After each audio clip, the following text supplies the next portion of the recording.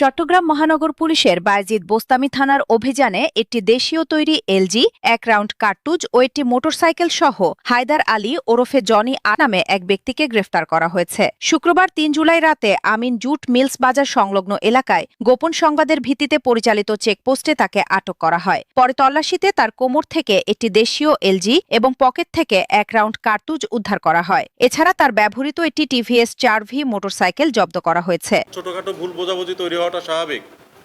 তো এই জিনিসটা যেন আমরা পরস্পরের মধ্যে কথার মাধ্যমেই সমাধান করে নিতে পারি।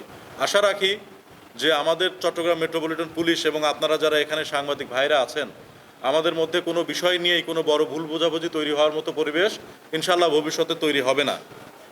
পুলিশ জানায়, উদ্ধারকৃত অস্ত্রের বৈধ কোনো কাগজপত্র দেখাতে না পারায় তার বিরুদ্ধে অস্ত্র আইনে মামলা দায়ের করা হয়েছে। প্রাথমিক জিজ্ঞাসাবাদে তিনি দীর্ঘদিন ধরে অবৈধ অস্ত্র বহনের কথা স্বীকার করেছেন বলে দাবি পুলিশের। এছাড়া তার বিরুদ্ধে আগে একটি ডাকাতির প্রস্তুতি মামলাও রয়েছে। News desk, Chittagong.